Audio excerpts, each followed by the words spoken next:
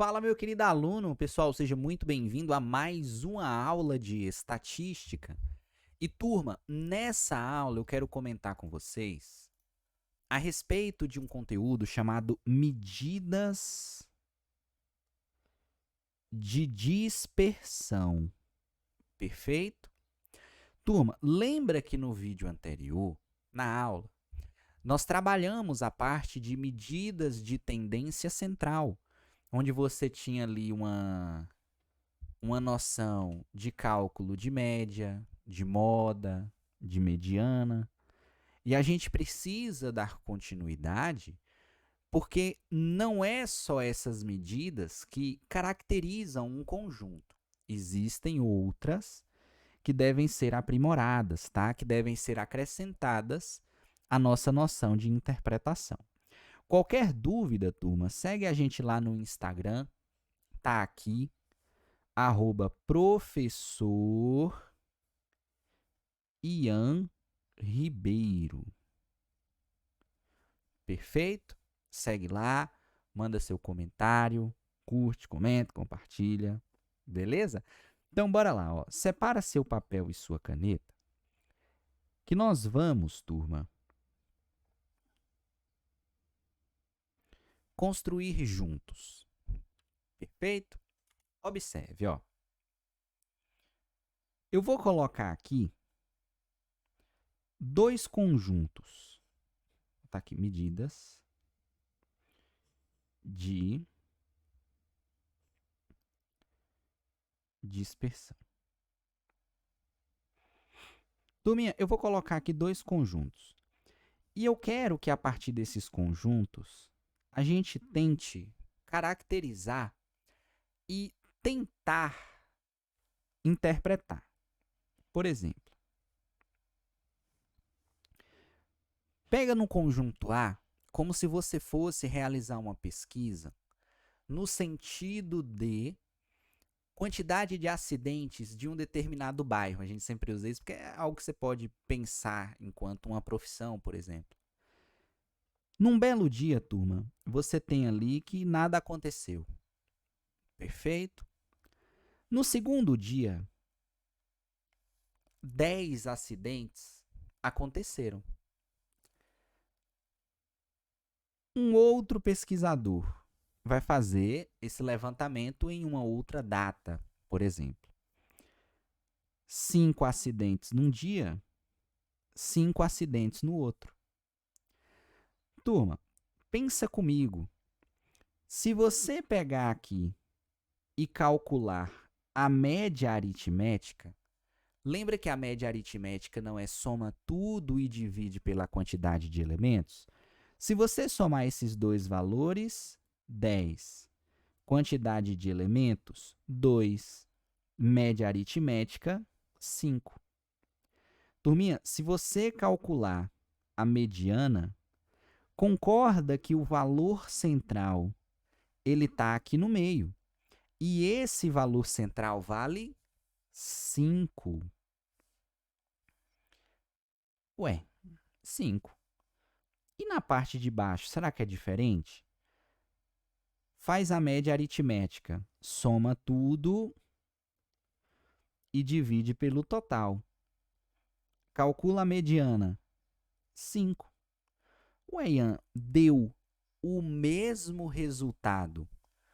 Só que, turma, claramente você está percebendo que esse conjunto que está aqui, ele apresenta uma regularidade maior, concorda? Percebe que ele é mais regular enquanto resultado do que o primeiro conjunto? Porque pode acontecer, por exemplo, que no primeiro caso, quando a pessoa fez a pesquisa, sei lá, teve um evento na cidade e aí um volume foi atípico de acidente, mas que não é tão normal acontecer. Agora naquela outro bairro, na outra pesquisa, pô, você já percebe uma constância de acidentes. Só que quando você calcula média e mediana, tem o mesmo valor, mas claramente você está percebendo que só a média, a mediana e uma moda, por exemplo, não são suficientes para caracterizar um conjunto completamente para caracterizar uma tomada de decisão. A primeira medida de dispersão, ela não é tão usual, mas ela existe. É chamada de amplitude. Turma, a amplitude de um conjunto é simplesmente você subtrair o maior valor pelo menor valor. É basicamente você analisar a diferença entre os extremos. Só que, turma, de verdade, essa amplitude ela não é tão usada, não. E eu vou te falar o porquê. Porque você não consegue analisar o que está acontecendo no meio do intervalo. Uma vez que você analisa só os extremos, você está desconsiderando se existe uma regularidade no conjunto ou não, porque eu estou observando os extremos. Mas caso uma questão peça a amplitude, pegue o maior valor, porque é isso que está acontecendo, tá? Então, quando eu coloco x máximo, é você pegar o maior valor do conjunto e subtrair pelo menor valor. Perfeito? É simplesmente isso que está acontecendo. Agora vamos ao que interessa. Turminha, observe. A próxima medida de dispersão, ela é chamada de variância. Perfeito? Variância.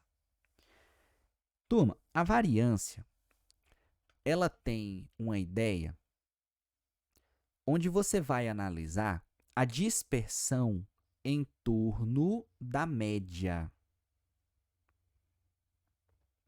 Ok? É variância mesmo. Às vezes a gente acha que é variança, tá? Não, variância. É você analisar a dispersão em torno da média. Então, ó, dispersão em torno da média. Ô, Ian, então quando você fala dispersão em torno da média, primeiro passo é calcular a média aritmética, com certeza, tá? Então, antes de qualquer coisa aqui, é isso que você vai fazer, ó. Calcule a média aritmética. Perfeito. Calculado a média aritmética, nós temos que entender o seguinte. A variância ela pode aparecer de duas formas. Variância populacional, perfeito? E eu já explico quando que você usa uma e quando que você usa a outra. Turminha, que símbolo é esse daqui? Ian, eu lembro que você fez isso daqui lá na média ponderada. Isso, turma, é um somatório. Não esqueça, não. Tá? Isso é um somatório. Você vai fazer um somatório disso daqui, ó. Valor menos a média e eleva ao quadrado. A ideia do elevar ao quadrado, ela também influencia em relação ao resultado, porque se você faz essa subtração e o valor ele dá negativo, o número negativo elevado a um expoente par, ele fica positivo. Perfeito? Turminha, quando o conjunto ele é populacional, e eu falo populacional no sentido de ser muito grande, perfeito? Você vai dividir esse resultado pela quantidade total de elementos. Então, você tem essa divisão aqui, ó, quantidade total de elementos. Quando você tem um conjunto menor, você tem ali apenas alguns resultados, a gente trabalha com a variância amostral. Lembra a diferença? Populacional, conjunto com todos os elementos. Amostral, uma parte do conjunto. Perfeito? E aí, como que você faz? Ó, o início é a mesma coisa. Você tem um somatório e você vai fazer o valor menos a média elevado ao quadrado. Perfeito. Divide esse resultado pela quantidade total menos 1. Ué, você só tira 1?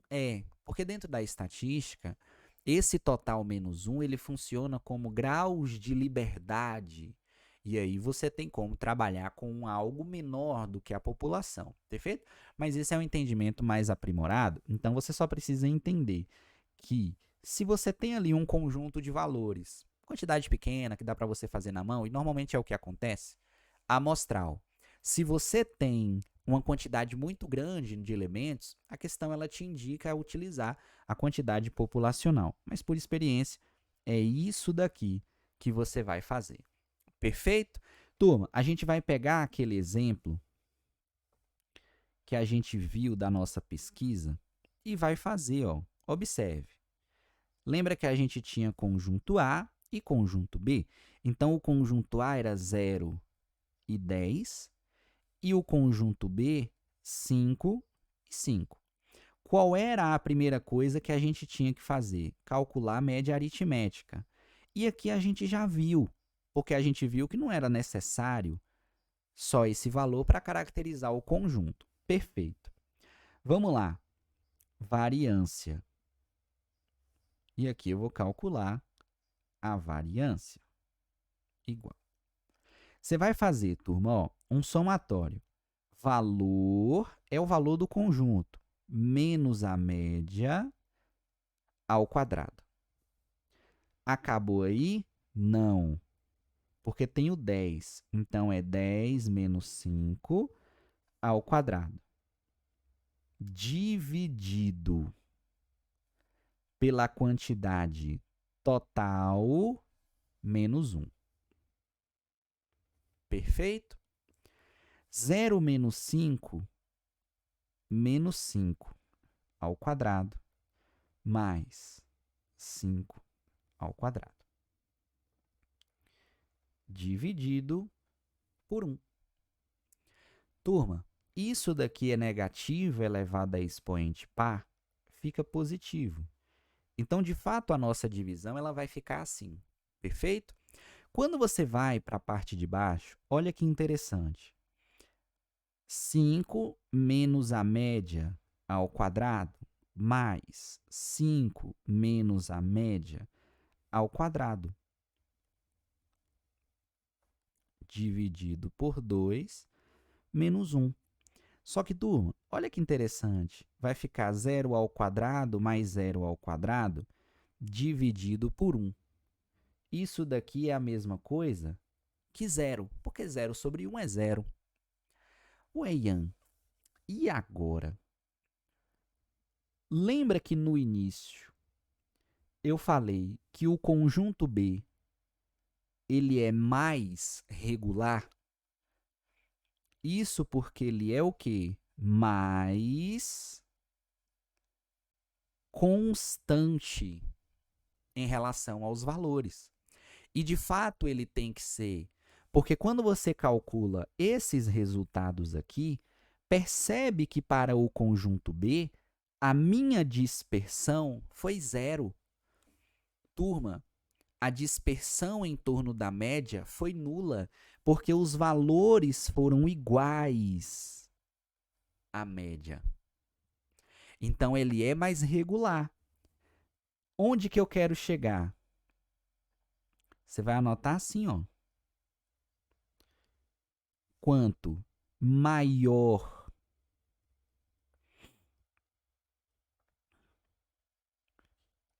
a variância, quanto maior, menos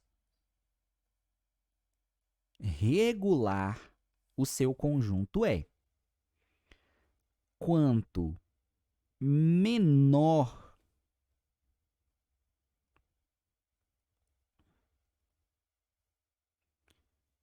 a variância, mais regular é o seu conjunto. Perfeito? O que acontece?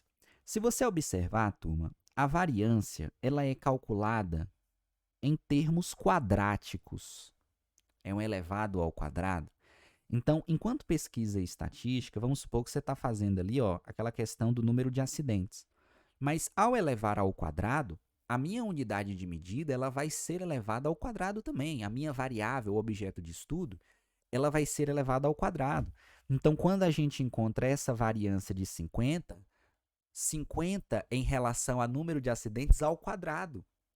Não é tão comum você trabalhar com unidades quadráticas.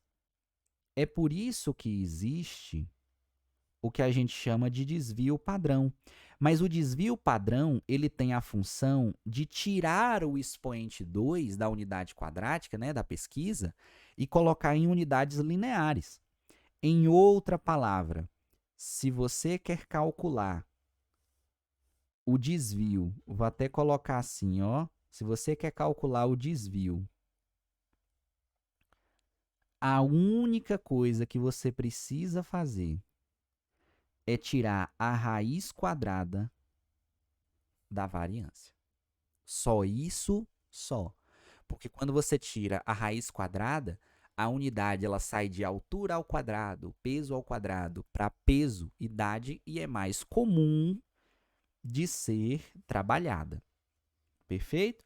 Então, nessa situação aqui, se você quisesse calcular o desvio do conjunto A, se a questão te pedisse, você teria que fazer o quê? Raiz quadrada de 50. Se você quisesse calcular o desvio do conjunto B, é você pegar a variância que a gente encontrou e tirar a raiz quadrada. Perfeito? Isso aqui você já viu. Que é assim que você trabalha. Show de bola? Vamos resolver questões e entender um pouco mais sobre isso daqui. Observe, a respeito das medidas estatísticas, denominada amplitude e desvio. Assinale a alternativa correta. Em estatística, não existem diferenças entre desvio e desvio padrão, exceto pelo nome. Muito cuidado, tá? Quando eu falo sobre desvio padrão, isso aqui faz menção em relação ao conjunto todo, porque eu preciso calcular a variância para encontrar o desvio padrão. Eu posso encontrar o desvio de um único elemento? Pode. Se você fizer o valor menos a média e tira o módulo dele. Mas não é tão comum, porque você tem o costume de analisar o conjunto, não o único valor. A amplitude é uma medida de tendência central usada para encontrar um valor que representa todos os valores de um conjunto? Não, amplitude é medida de dispersão. O desvio é um número relacionado à dispersão total de um conjunto. Daria certo se fosse desvio padrão, só que só desvio não. A amplitude é uma medida de dispersão calculada sobre cada um dos valores. Turma, não é cada um. Lembra que a gente faz uma amplitude como máximo e mínimo. Letra E.